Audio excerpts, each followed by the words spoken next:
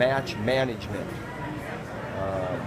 We got taken down in overtime.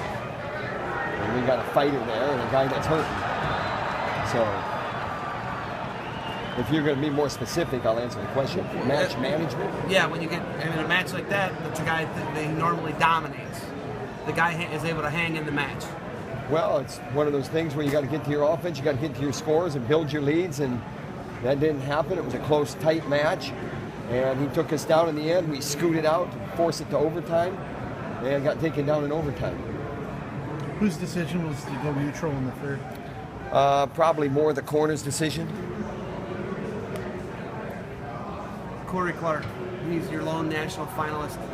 He has Seth Gross, the guy that transferred from Iowa to South Dakota State. In a match like that, these guys have wrestled in the room. How do you coach that match? How do you prepare him to win his first national title? You know what my answer is going to be. It's another opponent. That's where we're at. Corey Clark, that's where he's at.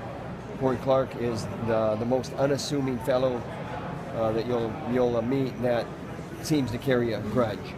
He's very unassuming. He's going to go out and take care of business. This is not a grudge thing or anything. This is about national championship match at 133 pounds. Which fall surprised you more, Sorensen's or Brooks? You know what? They're both hard to deal with. For those guys, they're hard to deal with for this team, for this coaching staff. You guys drop a couple tight matches there every time you do. The crowd mostly cheers against you guys. How's that make you guys feel?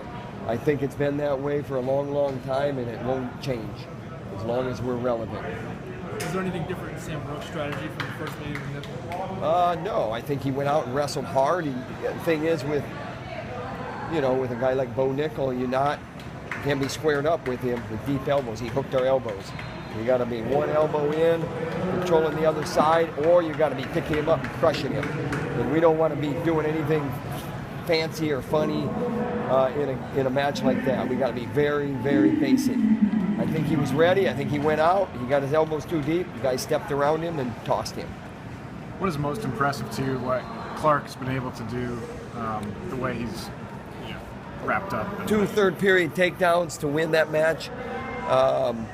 I didn't see the match. I wasn't in the corner. Gave up a takedown in the first. Keeps battling. It's not 2-0 at the end of the first. The guy has a lot of riding time. Clark can wrestle in all positions. I think we ended up having riding time also. And staying composed. There was a headgear issue there, and composed. Didn't get rattled. What's it say that he's able to go back to the same takedown against a high caliber opponent like that and score? I think he's just wrestling. I don't think it's something where Corey Clark is looking to go to that hold. He's a complete wrestler, and he experiments a lot. That's something that, for the last, since last fall, he's been working on. It's a good hobby for him. How do you get the guys up for tomorrow? Madison Square Garden, the consolations. You guys didn't have great consolations last year. Well, we started that with Kemmer already. So, Kemmer's not going for 7th. He didn't get beat early. We got Kemmer getting 2 wins. That helps. And you know what? We addressed that at the end of last year. We addressed it at the beginning of this year. This is something where it's been communicated that third day does matter.